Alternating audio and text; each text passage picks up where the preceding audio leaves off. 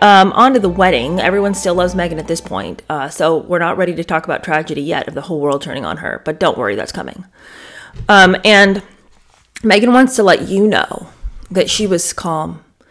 She makes a huge point about this. She says it like 4 times. I was so calm on my wedding day. I look back on it and I wonder, how was I so calm? How was I so calm? I don't know. I was so calm. And you kind of want to go, I guess that means she wasn't. I imagine she was quite the bridezilla on the day. And her need for you to believe that she was just this breezy, excited, bubbly bride that only wanted a croissant, a mimosa, and to play going to the chapel. That's all she wanted that day. She wanted to marry her man and get her mimosa and have her croissant and dance with her bridesmaids to go into the chapel. Go into the chapel and I'm gonna get mad. Oh, shut up. All right, so she has her little party with her bridesmaids and she's so calm throughout it all. She's just that kind of person. And she continues to be baffled by the fact that there are people there who are excited about the wedding. I'm like, were you in the country leading up to the wedding? I mean, could you not feel the mania? People love a royal wedding. And she says that she and her mom were in the car driving to the palace. And she wants to let you know that she's so normal that, like, even saying those words, driving to the palace, like, isn't that crazy? Driving to the palace for your wedding? I mean, I can't believe I'm saying that. Who even gets to say that? That is wild, wild stuff.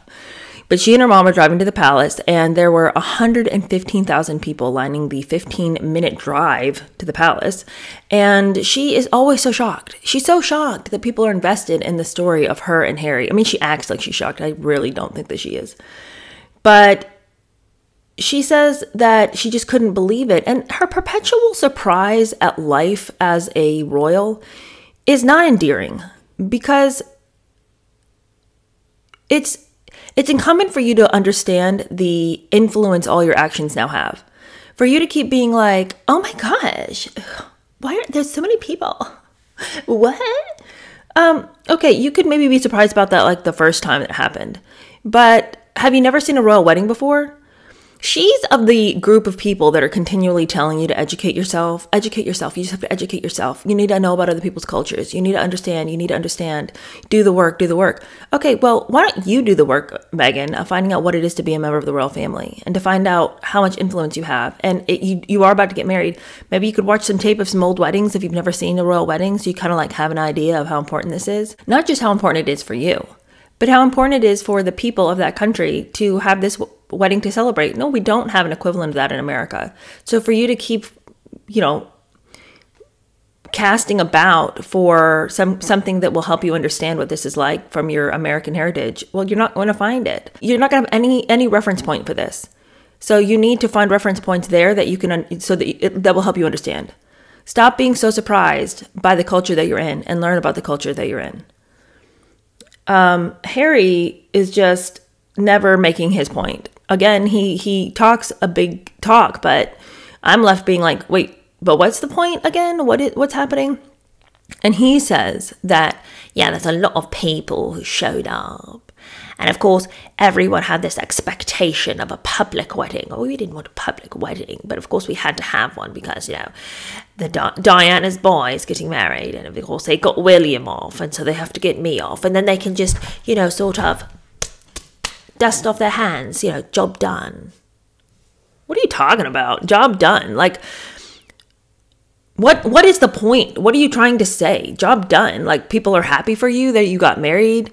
Are you indignant that people wanted to celebrate you? Are you offended that people were excited that you had met the love of your life? I mean, explain to me why you're so annoyed that people are involved in this day. Job done. If you are a project, we have failed. What are you talking about, Harry? Okay, so he just wants to be sour. That's all there is to that. Then, of course, we get this weird gaslighting moment where they try to insist that she looked great that day and that her dress was all that it could be.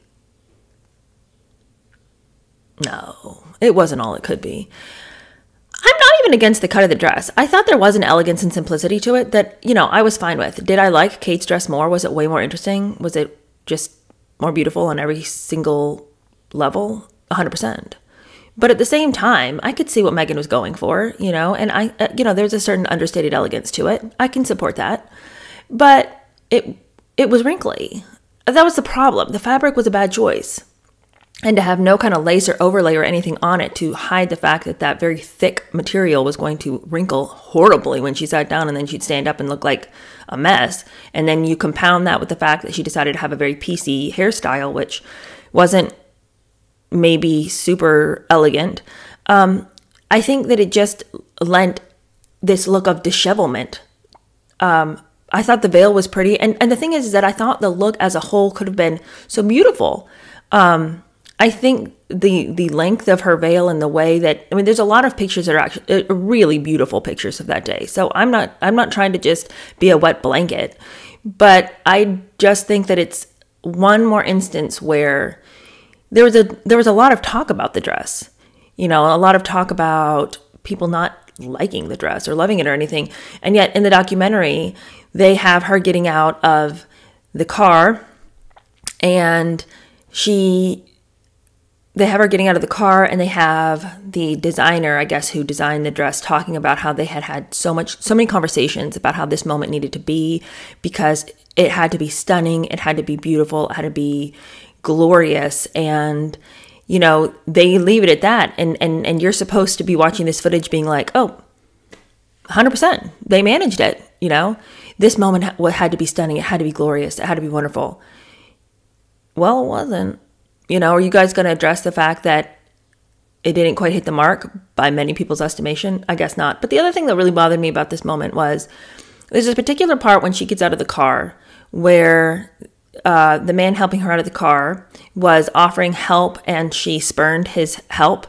And so he refused to, help her get her veil out and everything. And it's written about in some detail in Revenge, and we talked about it in that book. The footage that they show from her getting out of the car is cut precisely at that point, so you don't see her actually finishing getting out of the car, and then we see her like right after. So they clearly didn't want to address that little kerfuffle that had happened on film.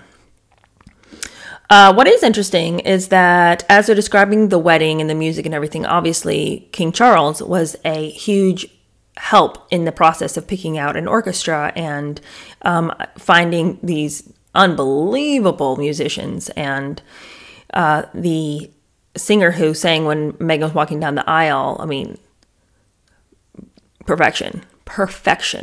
So they're very complimentary about Charles throughout this. And of course they would be. He not yet at the point of the making of the documentary, but he would very soon be the king. So what are they going to do? Sit there and be ugly about him? They still need the power that he wields. In the presence of so much side-eyeing and negative talk about the royal family, it really stands out that they are being this complimentary about him. Okay, Harry says the weirdest thing at this point, and it was a real revelation into his selfishness. The interviewer says, when you saw Meghan walking down the aisle, what did you think? And you would expect him to say something like, she was so stunning, she was so beautiful. Anything that husbands usually say when asked. And his response is weirdly childish and very selfish. And he says, well, what I thought was, look at me. Look what I got. Look what I found. Hello, what? Look at me. Look what I got. Look what I found. What I found? Not even who he found, but what? I just thought it was a weird way to express his excitement in the moment. A little childish, a little selfish. Nothing like she was so gorgeous, she was so beautiful.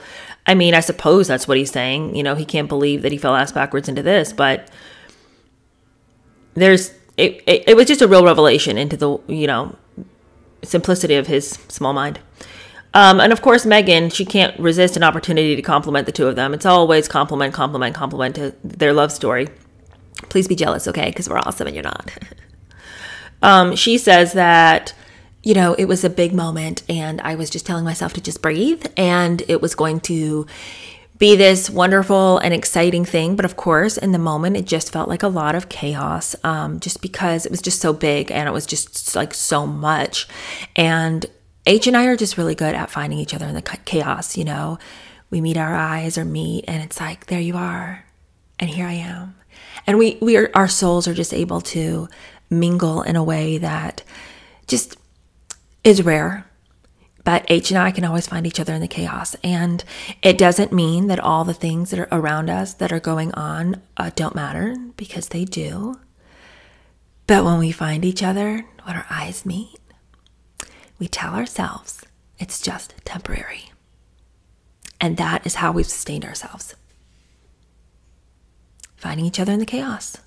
It's big.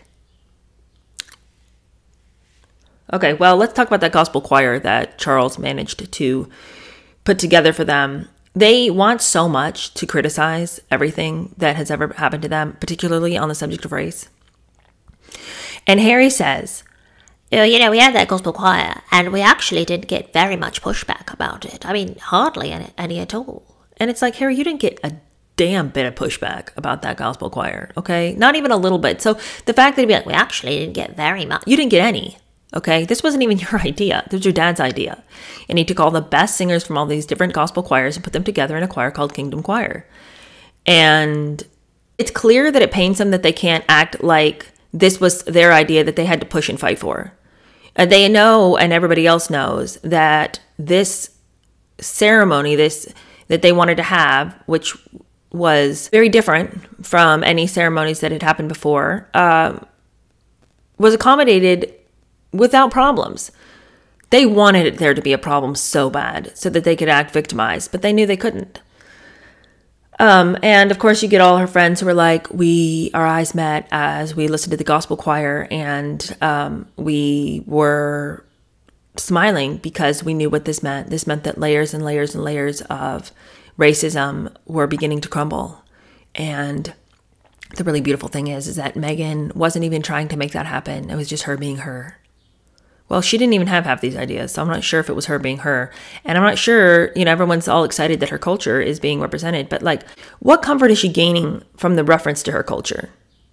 Her culture that I'm like, were you growing up your whole life, like singing in a gospel choir, going to church and listening to these kinds of messages from this pastor? Did you even go to church? Like, what are we recalling by having these individuals here to represent your culture? Were you even representing your culture growing up? I don't know. Whatever. She can do what she wants. One thing I do want to say real quick, though, is that Serena Williams is in this documentary a lot. And Serena Williams was one of the first guests on her podcast. And Serena Williams is going to be at her baby shower later on in the episode. And in revenge, Tom Bauer went to some great length to minimize the relationship that he said they had. He poo-pooed the entire idea that they were actually friends. And for people who aren't exactly friends, Serena sure does show up a lot for Meghan. And so it does make me think that either this is a relationship of convenience in which they're both sort of scratching each other's back, or Serena really is Meghan's friend. And to that I say, why, Serena? I don't get it.